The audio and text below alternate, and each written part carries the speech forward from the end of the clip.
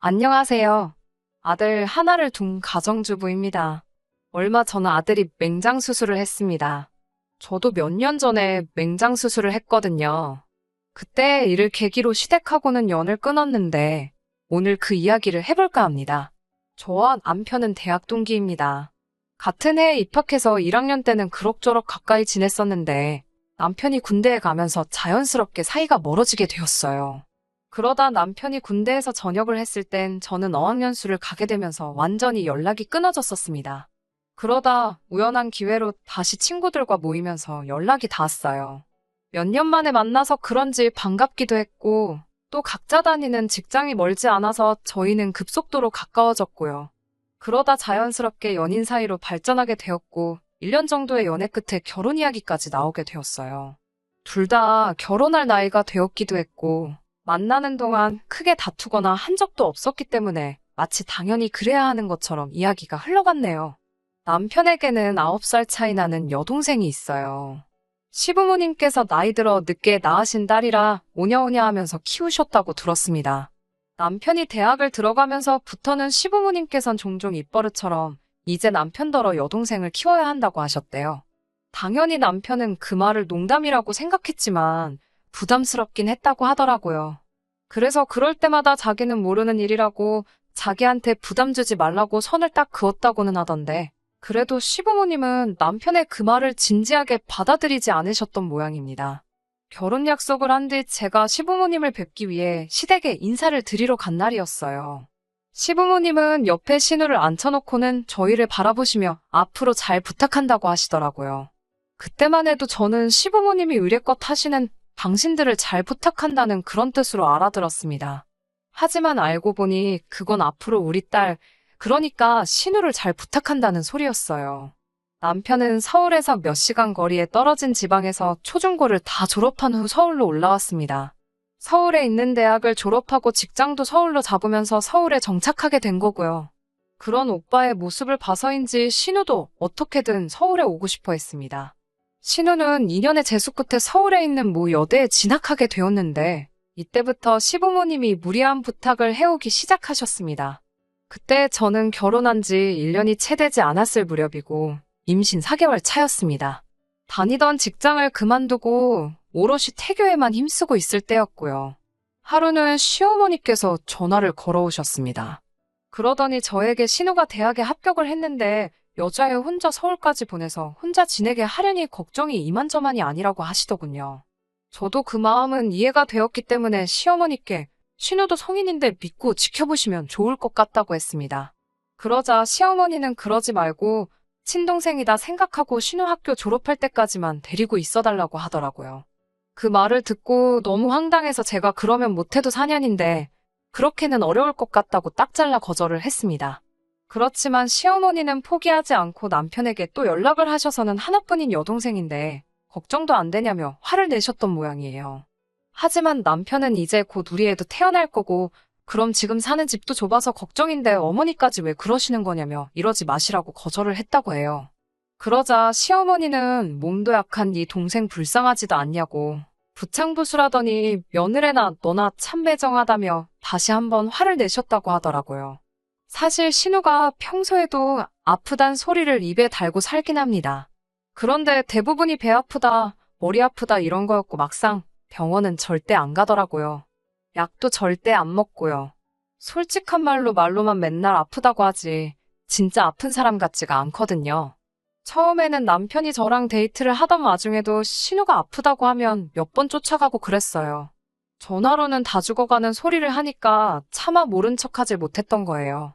그런데 그 빈도수가 너무 잦았고 막상 쫓아가면 이제 괜찮아졌다는 식으로 둘러대버리니 양측이 소년이 따로 없었어요. 남편이 시어머니한테도 몇 번 이에 대해서 이야기를 한 것 같은데 시어머니는 그럴 때마다 오히려 남편한테 지 오빠가 관심 가져주니까 좋아서 그러나 보다고 이해하라고 하시거나 진짜 아프다 괜찮아졌을 수도 있다면서 당신도 가끔 그런다고 아픈 사람한테 그렇게 말하지 말라고 얼마나 서운해하겠냐며 신우를 옹호하시기 바빴습니다. 그러다 보니 남편도 자포자기한 심정이었는지 그냥 상황되면 한번 얼굴 비추고 괜찮냐 물어주고 안 될 때는 그냥 못 들은 척하고 그런 식이었어요. 그런 신우를 아예 집에서 끼고 졸업할 때까지 4년을 데리고 있으라 하시니 생각만 해도 아찔하더라고요. 그나마 다행히 남편이 시어머니께 안 된다고 몇 번이고 말씀드렸고 시어머니도 백기를 드신 듯 했습니다. 하지만 그로부터 며칠이 흐른 뒤 시어머니는 그럼 저희 집에서 멀지 않은 곳에 신우 자취방을 구해줘야겠다고 하시는 거예요. 그래야 신우한테 무슨 일이 생기면 저희가 가볼 수 있지 않겠냐면서요. 그렇게 말씀하시는데 참 안 된다고 할 수도 없고 그건 뭐 알아서 하시라고 했습니다. 그리고 그때부터 정말 본격적으로 문제가 시작되었습니다. 신우는 정확히 저희 집에서 10분도 걸리지 않는 새로 생긴 신축 오피스텔에 월세로 들어왔어요. 시부모님도 사실 경제적으로 여유가 있으신 분들은 아니신데 신우가 고층 오피스텔이 아니면 싫다고 난리를 쳐서 어쩔 수 없이 월세를 구해준 모양이었습니다. 시부모님 재산이니까 저나 남편이 이래라 저래라 할 자격은 없었지만 저희도 신우나 시부모님이나 참 너무한다 싶더라고요. 저희가 결혼할 때 시부모님은 아직 대학도 마치지 않은 신우가 있어서 경제적으로 도와주기 어렵다 하셔가지고 결국 저희가 모아둔 돈에다 저희 이름으로 받은 대출 합쳐서 시작했거든요. 참고로 시댁에서 못 도와주신다 해서 친정부모님한테서도 받지 않기로 한 거예요. 아무튼 신우가 한 달에 100만 원 가까이 하는 오피스텔로 들어가면서 시부모님도 허리가 휘는 기분이셨나 봅니다. 그런데 문제는 그걸 저희 탓을 하시더라고요. 저희가 데리고 산다고만 했으면 이런 쓸데없는 지출은 안 해도 되지 않냐면서 저희한테만 뭐라고 하시는 거예요. 주변에 다른 원룸이 없던 것도 아니고 평생 이용도 하지 않을 시설들 운운하며 그런 원룸촌에 있는 곳에서는 삶의 질이 떨어진다며 형편 알면서도 한 달에 100만 원 하는 방을 잡은 건 정작 신우 본인인데 말이에요. 임신 중에는 좋은 것만 듣고 보고 먹어도 부족하다는데 시부모님과 통화만 하면 스트레스가 몇 배로 쌓이는 것 같았습니다. 그래서 출산이 가까워지던 무렵에는 시부모님 전화도 남편한테 다 넘겨버렸어요. 그뿐만 아니라 시어머니는 저에게 수시로 신우네 집을 들여다보길 부탁하셨습니다. 여자 혼자 사는 집에 누가 드나드는 건 아닌지, 뭐 필요한 건 없는지 먼저 살피고 챙겨줬으면 좋겠다 하시더라고요. 그 나이에 바깥 음식 많이 먹으면 몸 상하니까 저더러 반찬도 좀 해주고 그러면 어떻겠냐며 나이 차이 많이 나는 언니한테 부탁하기가 쉽겠냐면서 필요하다고 말하지 않아도 윗사람이 먼저 손 내미는 게 도리라고요. 집에만 있는데 뭐가 그렇게 어렵냐며 당신은 장사하실 때 아들 등에 업고 물건도 팔고 재고 정리도 하고 다 하셨다 그러시더라고요. 그러면서 저더러 네 친동생이어도 이렇게 했겠냐며 서운하다 하시기에 저도 지지 않고 제가 아니라 신우가 임신했어도 이렇게 시키셨겠냐고 물었더니 시어머니가 마치 꿀먹은 벙어리 마냥 아무 말도 안 하시더라고요. 남편한테도 이야기하니 한숨을 푹푹 쉬면서 가뜩이나 몸도 무겁고 힘들 텐데 이런 걸로 스트레스 받게 해서 미안하다며 시어머니 신우 일은 이제 자기가 알아서 할 테니까 그만 신경 쓰라고 하더라고요. 하지만 남편도 아주 모질지를 못해가지고 예전처럼 상황되면 한 번씩 얼굴 비추고 안 되면 못 가고 그런 식으로 어정쩡하게 그때그때 순간만 모면하고 있었습니다. 그리고 그럴수록 시부모님과 신우에게 저만 나쁜 사람처럼 보이는 듯 했습니다. 그 점이 너무 짜증이 나긴 했지만 남편 입장에서는 또 어느 한쪽을 칼로 무자르듯 잘라낼 수 없었을 테니까 남편이 안 됐기도 하고 이래저래 짜증이 많이 났어요. 걔가 짖어도 기차는 달린다고 시부모님이랑 신우가 뭐라 하던 시간은 흘렀고 저는 아들 하나를 둔 엄마가 되었습니다. 손자가 태어났다고 해서 시부모님의 태도가 바뀌었냐고요? 전혀 그렇지 않아요. 오히려 저랑 남편이 아들 챙긴다고 신우를 등한시할까봐 그런지 시부모님이 간섭은 하루가 다르게 더 심해져만 갔습니다. 게다가 신우도 꾀병을 부려봤자 씨도 안 먹힌다는 걸 알았는지 거짓말에 규모를 키우더라고요. 한 번은 주말이었어요.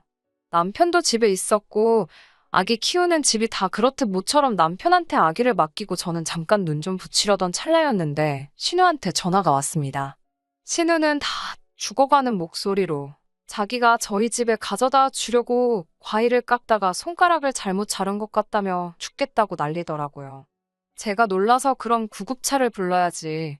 왜 여기로 전화를 하냐니까 너무 겁이 나서 그런다고 일단 빨리 언니랑 오빠가 와달라는 거예요.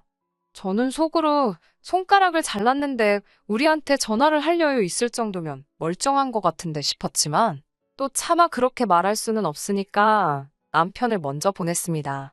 남편이 집에서 나간 지 얼마 지나지 않아 다시 돌아왔는데 씩씩대고 욕을 하더라고요. 제가 왜 그러냐고 하니까 진짜 무슨 종이에 베인 것 마냥 살짝 베었더래요.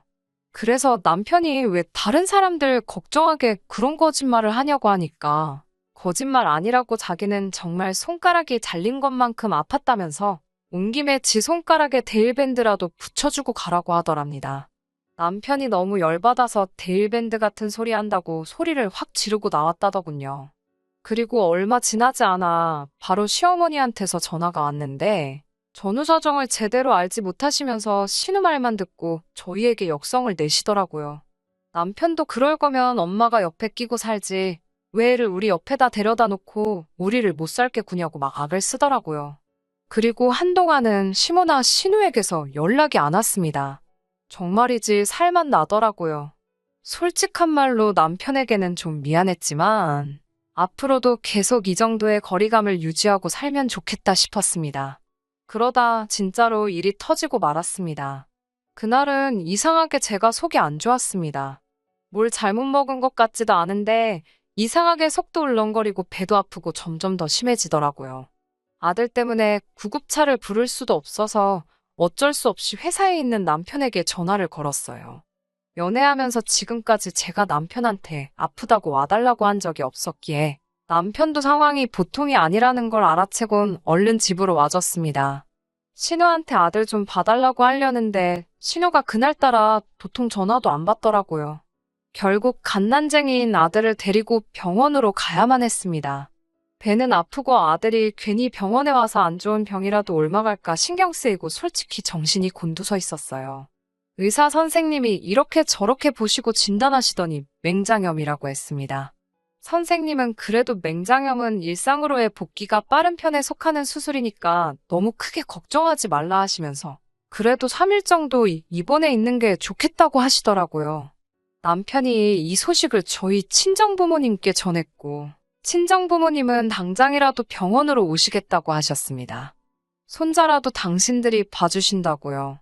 하지만 그때 저희 친정아버지도 몸이 불편하신 상황이라 어머니가 그 수발을 들고 있었기에 차마 저희 아들까지 맡길 수는 없었습니다. 남편도 그런 제 마음을 이해해 주었고 남편은 그럼 자기가 휴가를 내겠다고 하더라고요. 그렇게 저는 바로 수술에 들어갔습니다. 그래도 다행히 충수가 터지기 전이라서 3일 뒤에는 퇴원할 수 있을 거라고 하더라고요. 그런데 수술 다음 날 저녁이었습니다. 신우한테 전화가 걸려와서 받으니 자기가 지금 밖인데 술을 너무 많이 마셨는데 지갑을 잃어버려서 집에 못 가고 있다고 자기를 데리러 오라는 거예요. 어이없는 상황에 한숨이 나오더라고요. 그래서 제가 아가씨 저 지금 맹장수술해서 병원에 있어요 이러니까 약간 당황하는 듯 하더니 그럼 오빠는요? 하고 묻더라고요. 괜찮냐는 말 한마디 없이 바로 지 오빠 찾는 걸 보고 저도 정이 떨어지더라고요. 오빠는 집에서 지금 애 보고 있어요. 그러니까 신우가 그럼 오빠더러 애 재워놓고 잠깐 나 좀 데리러 오라고 해줘요. 그러는 거예요. 그래서 신우한테 제가 그게 말이 되냐고 어떻게 애기를 혼자 재워놓고 외출을 하냐고 그랬더니 그럼 자기는 어쩌냐고 그러는 거예요.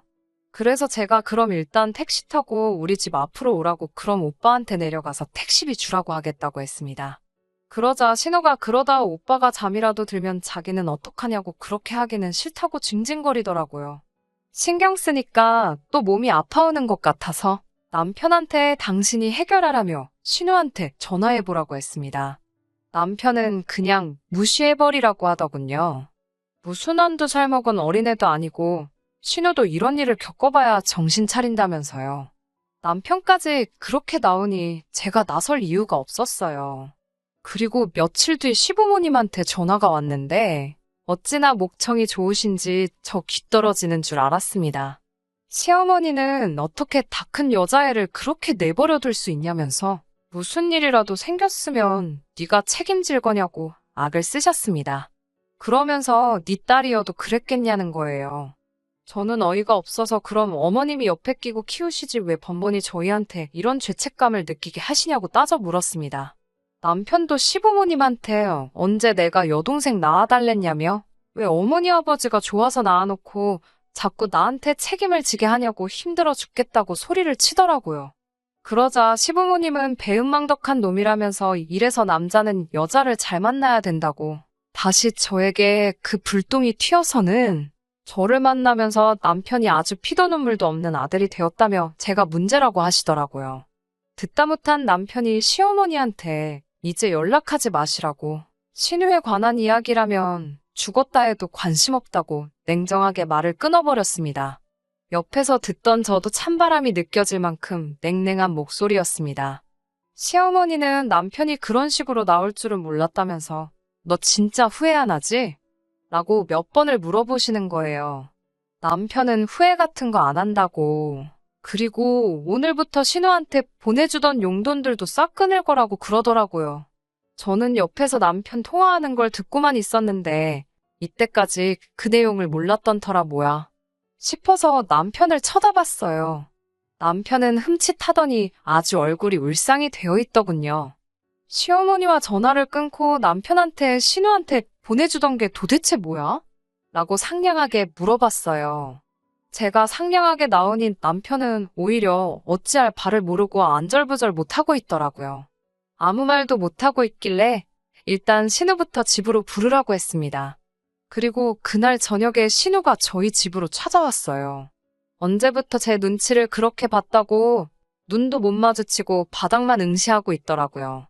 그동안 어린애처럼 굴어서 미안하다고 평소 그래왔던 것처럼 앞으로도 저희랑 잘 지내고 싶다고 하더라고요. 제가 도끼눈을 하고 평소처럼 잘 지내자는 게 뭔 말이냐고 물었더니 그동안의 기고만장한 모습은 어디 가고 바짝 쫄아서는 제 눈치만 보고 있더라고요. 신우 앞에 남편을 불러서 당신은 어떻게 생각해?